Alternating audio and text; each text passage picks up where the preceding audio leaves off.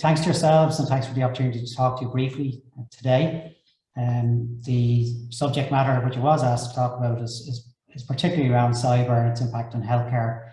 But in doing that, it would be remiss of me to open by not starting and acknowledging the unbelievable commitment that we've seen all across the health service and from yourselves, particularly over the last 18, 20 months.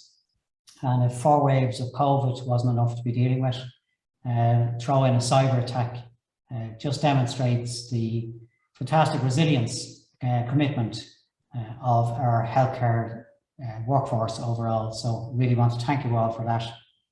I want to particularly thank yourselves. I'm looking through the agenda and the format of what you're doing today and what you're doing overall. It's particularly impressive, you know, the whole learning aspect of it in terms of healthcare, but particularly the whole learning aspect in terms of process flows that you're looking at pre and post laboratory testing and others. But I just want to particularly acknowledge that because we all know that all shared learning is important in healthcare in particular. So I was really encouraged by what I saw on the agenda. If I can just start on the impact of the cyber attack, and Lucy was just talking about some previous roles I carried myself, and at a personal level, I'm never sure whether I follow crisis or crisis follows me, but certainly in every role I've had, I've ended up dealing with a crisis, so somebody else can be the better judge of that one.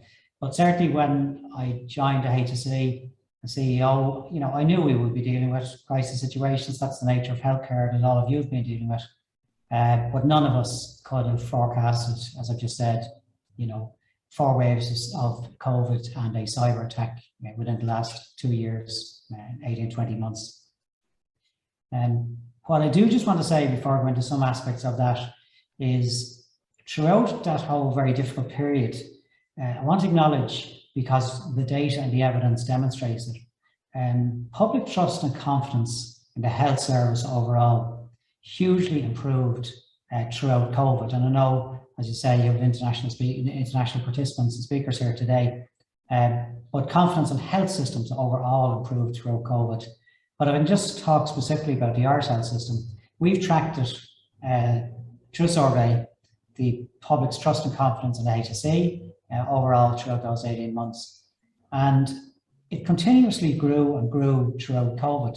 Now, I know, like the rest of you, it can be very volatile and it's can change very quickly. That being said, we have to stand back and try to understand what was it that strengthened the public's trust and confidence throughout all that. And for me, it was 2 pieces. First of all, the public heard a very coherent voice from the health system. So they weren't hearing fragmented voices, they weren't hearing consultants saying one thing, nurses another, GPs. They heard a very coherent voice from the public health system. And that, we know, demonstrated a coherent and unified health system. I'm not saying that we don't have to have, or we won't have to have disputes or arguments, but what the public do value is when we have a very coherent and strong voice into the public. And I think that's one we should all really take away because it works. And the second aspect, what I just want to say is we in Ireland have a tremendous uptake on the vaccination programme. Currently about second in Europe, but ultimately one of the world leaders. And we were first, Denmark just tipped us recently in terms of uptake. And we have to again ask ourselves what drove that. And very clear evidence and feedback we get is because the public trusted the health system. They listened to us, they listened to the evidence, the communications, and they took the vaccine in record numbers for a health system rollout. So just want to say all of that, coherency of our messaging means a lot to the public and gives the public good confidence. Just on the cyber attack, if I can get back to it briefly, there's no doubt, and you just think back at a human level, when we went through the darkest days of January and February in our hospitals in particular, with 2,020 people in hospital and 220 people in ICU, some of the darkest days that we've had throughout COVID happened then. And I always recall on Thursday, the 13th of May, we all felt like everything had really turned around for the better. There was a great public mood. Our hospitals were getting freed up. We were getting back to non-COVID care. We held a press conference ourselves, which we do every week in the HSE. The media were in good mood. And certainly that Thursday evening, the 13th of May, I went home that night, feeling we were really on a different trajectory and things were going to change. About 3 o'clock in the morning, that quickly collapsed when I got a call from our IT teams telling me that we were hit by a criminal cyber attack and all the systems were switched off. So, we didn't get a break and your teams didn't get a break. So I just want to acknowledge that firstly up front. And I certainly found myself the next morning on Morning Ireland at 7:30 and Clareborn at 10 o'clock, and we were just really at a level of nobody could understand the comprehension or the impact of what this would have. 2 things I want to say about it. Firstly, this was a criminal act by very high sophisticated criminals. And we immediately have engaged and have been consistently engaged with the National Security Forces and the National Cyber Security Centre. And, it's very public. Good progress is being made in terms of that cyber attack, particularly in terms of recovering data that may have been extracted from us. So I can't say too much about it, but it does again demonstrate the power of the public service working together, and Defence Forces coming together and supporting healthcare. Sorry, Defence Forces did come together to help us in their crisis management process, but also in Garda Síochána. Very briefly, the scale of the attack, and it was difficult at times for the public to comprehend this, but we have over 2,000 systems in the health service. We've over 4,000 servers. We've over 80,000 people who access those systems through laptops or various communications access tools. We've about 120 access points from over 120,000 access points for most access to all of our systems. So that's the scale at which everything's shut down and had to be recovered again. And while I'm talking about the recovery process, which I'll come back to now, one of the things I was anxious to do was to get out into the system very early and just understand the services impact. And I got across a number of hospitals and community settings throughout that. And it was severe, as you all know. What we see happening in our emergency departments, with runners being put in place to literally run with to go and get results of scans and bring them back to the relevant consultant or the emergency department. It's absolutely amazing that nobody had died as a result of COVID, or sorry, of the cyber. And the real reason that is because the massive workarounds that our system put in place, and I've seen it at first hand, and what you have done in terms of lab results and capturing, blood tests that are so key in terms of 3 or 4 decimal points recording, having to be recorded, having to be assessed a second time, having to be checked a third time for data entry later on. So it was just phenomenal in terms of the response, the resilience and the workarounds. And I want to thank you for what I saw and what I didn't see, and the work in particular labs had to do under those awful circumstances. But it was truly heroic, something the public didn't get a good enough understanding of. In fact, just earlier on, and I apologise that my time had to be changed, which is today, but I was being interviewed by Claire Bourne, and we were talking about scoliosis, which is a really difficult issue for this Children's Hospital of Ireland. But again, the impact of cyber during that period hugely impacted them, because CHI didn't have access to children's records, and that's not a procedure that can be done without full access to records. And I do know, and I want to acknowledge as well, that we're still in catch-up in terms of a lot of that data recovery that happened during that period. I won't go into the full level of detail of the processes that we put in place at a national level, but I believe they served us well. Having a national crisis management team with your own individual crisis management teams within your own workplace and healthcare settings is a really good discipline. We had plenty of practice, obviously not practice, plenty of experience throughout COVID and before it. And certainly from our perspective at the centre level of the HSE, I chaired crisis management calls twice a day, once in mid-morning and once in the evening time, where we walk through progress. What I'm really pleased about, while you did experience the frustrations of the restoration of systems and services, what I'm pleased about was that we took a very good approach, that it was service-led in terms of the restoration and service-led in terms of the prioritization of the restoration. And that was important because we can all think from an IT perspective, what's the next easiest one to bring up, but the IT organisation didn't do that. They worked with the services in a very real, meaningful way. And in case I forget, I also want to thank the local IT teams, who I know did tremendous work throughout all of that period at a local level in trying to give people access, trying to give people basic access to, at a local level, to systems, or some array national systems as well. So I want to make that particular one. I do want to say something that I've said very openly and very publicly, that throughout the past 18, 20 months, I've seen so much change, so much resilience from our staff, that makes me very proud every day I come into work. And we're often challenged about, how are we a system that's up for reform, particularly in the last few weeks. I'm challenged, the system is challenged, are we up for reform? And I make the point, which I did again today, I have worked in the private sector for 30 years. I have never seen so much change driven by so many people over such a short space of time, with such huge benefits for the public and protection of the public, as I saw across the whole suite of the waves of COVID that we've had and the cyber attack. And that makes me very proud.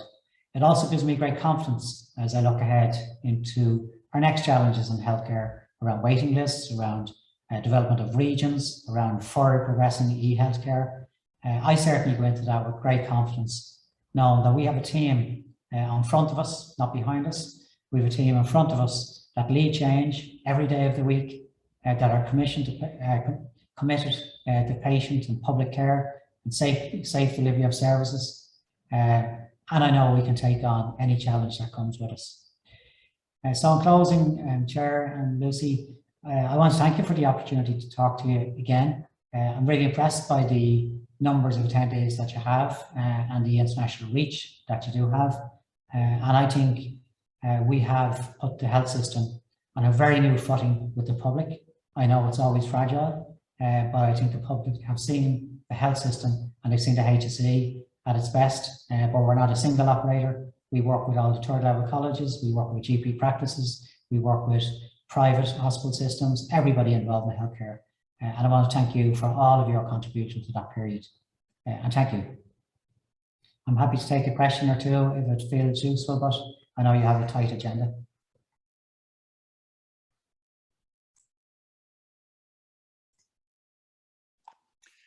Thank you very much. I hope I can call you Paul. Absolutely. Paul, I have a pile of forms here, questions. I hope you might have a few minutes. Yeah. The scientists and the hospital staff around the country. Now, I'm going to look at these. There's a big watch. What have you learned from the cyber attack that may be applied to other areas of healthcare? I'll give you that question first, if I may. Yeah, I hope I've kind of covered that. But it is definitely one about the certainly resilience of staff. Not that it's a new learning, but we need that resilience going forward. But it is the issue around how we had to put new pathways of care in place very quickly, and they were clunky and they were different, and they're not as safe. But I do think that whole discipline and building that into our change management process of new ways of providing the care, how we can relieve the pressure on the emergency departments, how we can relieve the pressure on the acute hospital system, how much more we can embed into the community services to relieve that pressure. So I think not necessarily the workarounds that we had to put in place, but the changes that we had to make throughout COVID and the times in the cyber attack, how we can embed that change sustainable. Thanks. Thank you. Another question. Where is the recovery at now, do you think, from the cyber attack? Is everything back up and running? I guess in our laboratories, we do notice, although everything is good and safe, things are much slower. Any comments on that, please? Yeah, we've got all the systems, what we call from a path to green. So it's a path where we bring them from red to amber to green. So we've got all of our systems back up. I am hearing not just in terms of laboratories, but other network issues. And I think what we are seeing is some of the configuration of the network servers that we have to look at and monitor in relation to capacity, but also in relation to their resilience. There's a separate point I will just reference, which I didn't do. If you look at one of the impacts of or maybe one of the weaknesses that we had was that we didn't have a 24/7 monitoring of our network. We do have now. We have people after hours looking at it, but we now have a fully comprehensive supported 24/7. So it is, we're looking at the networks overall now, but I don't think it's a local issue. I think it's more a central server issue. We need to look at configurations. Okay, next one. This is not a question, actually. It's just it's a note. It's not even about the cyber attack. Actually, it just says a big thank you to all who rolled out the vaccine program, and just to give that to you. Next one, actually.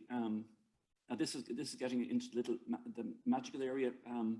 It suggests a magic wand, and what would be the thing you would change if you had a magic wand? I have to ask that one. No, I'm glad you did. I think strengthening our public access in our public hospitals has to be a very big goal for us. We don't have equal access of care. That's a reality of healthcare in Ireland. I fully value the private hospital system. 50% of the population decide to take private care, and I fully respect it, and they work with us great.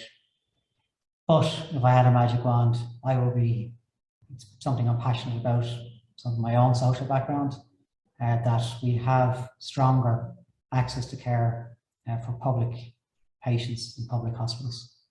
Okay, slightly on that topic, another question.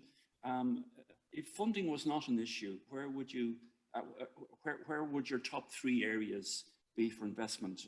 And by the way, that's within health, but it doesn't include the Leitrim GAA, it says here. Lovely. Or Leeds United, no, it doesn't involve Leeds United either. I think, look, they're looking at us in the face and they're obvious. Certainly one is the waiting list. And we have to acknowledge we've got very significant extra funding from government. This year, €3.5 billion, and next year, probably something similar. So the waiting list is a really big issue for us and in healthcare overall. So funding for the Access to Care Fund for this year and funding to the Access to Care Fund for next year.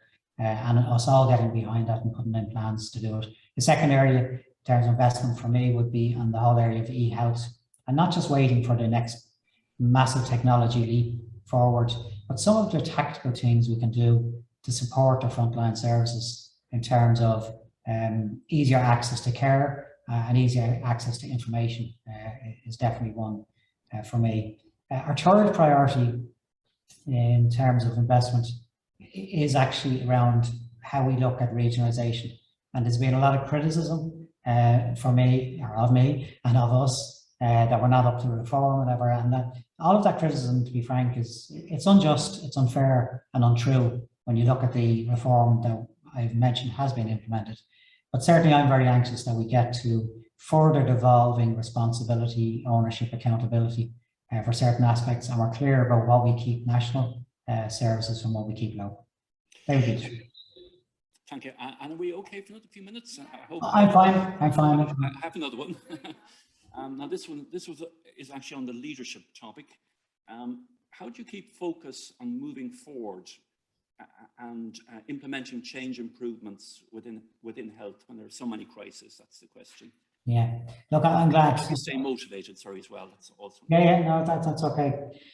Two responses to that. Number one, at a personal level, at a leadership level, I adopt a philosophy, not a philosophy, I adopt an approach of 70-30. And what that means for me is, you know, we'll get 70% of our decisions right, and we will get 30% of them maybe wrong, or we would do it differently another time. Now, I know it's hard to apply that logic in all clinical care, but I do want to encourage that decision making, because sometimes all of us in all of our careers take too long to get things to perfection. And the reality of it is 70% is usually a good measure of decisions that you will get right if you're acting quickly. The second piece just around motivation. I think for all of us in the health system, all of us in healthcare, and all of us as leaders, we have to remain resilient about what's right and sticking with it, because we are in a public system, and we are responsible to the democratically elected process, so ministers and government. But we have to give them the right advice, and we have to stick resilient if something is right to be done. And that's something we've had to do through COVID. You can get distracted very easily, as you all know. And from my perspective, it's been resilient and doing what's right and standing up. Okay, back to the cyber attack, if I may.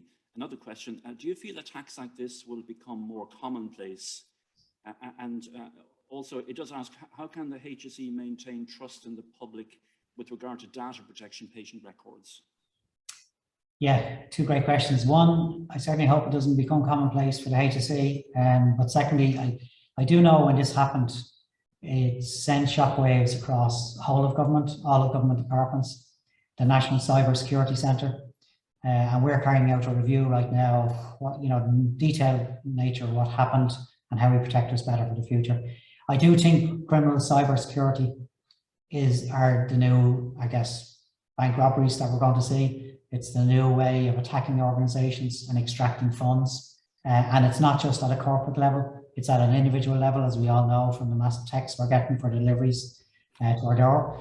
So it is, I think, a new form of crime that is increasingly getting more sophisticated, and having more access to more funds gets them more sophisticated again. The second part of the question related to data, protection of data and public trust and confidence. I think we tried to be very open in our communications throughout the cyber attack that there was an obvious risk to patient data.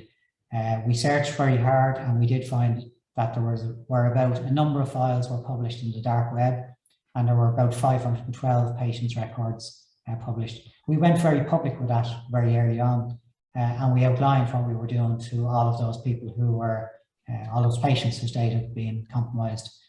So I think it is a combination of putting security elements in place and outlining to public what we're putting in place, being honest when things are compromised, and look, I think they're the two core strands, but it is a big responsibility that we have.